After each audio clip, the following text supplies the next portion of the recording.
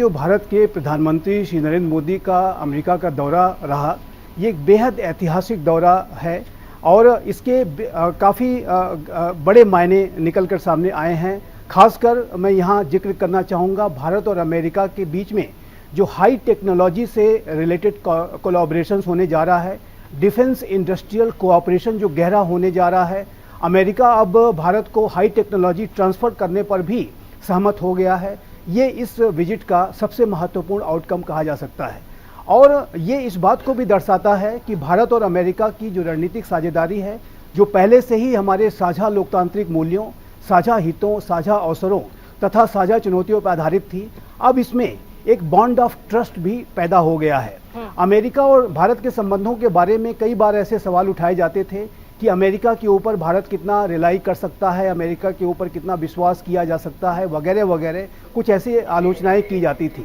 लेकिन अब इन आलोचनाओं पर अमेरिका ने विराम लगा दिया है। अमेरिका हाई टेक्नोलॉजी को, जो कि उसने इस तरीके की बेहद जो है सोफिस्टिकेटेड, बेहद जो महत्वपूर्ण टेक्नोलॉजी जो उसने अपने R&Ds के माध्यम से डेवलप की हैं, अब उसे भारत को देना, ये इस बात को स्पष्ट रूप से दर्शाता है कि भारत और अमेरिका के बीच में जो बॉन्ड ऑफ ट्रस्ट है, जो विश्वास का संबंध भी स्थापित हो गया है।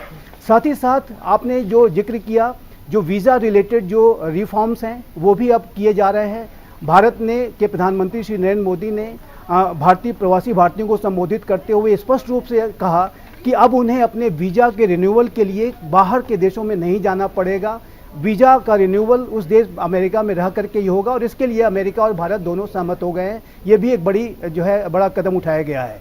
साथ ही साथ भारत में और अमेरिका में नए जो कॉन्सुलेट्स को खोलने का जो निर्णय है, वो इस बात को दर्शाता है कि भारत और अमेरिका के लोगों के बीच का जो इंटरेक्शन है, जो पीपल टू पीपल इंटरेक्शन है, एक दूसरे के यहाँ जा कर के कार्य करने का और वहाँ पर अनेक तरीके के अपने एंगेजमेंट्स को करने की जो उनकी भावना है वो लगातार गहरी हो रही है।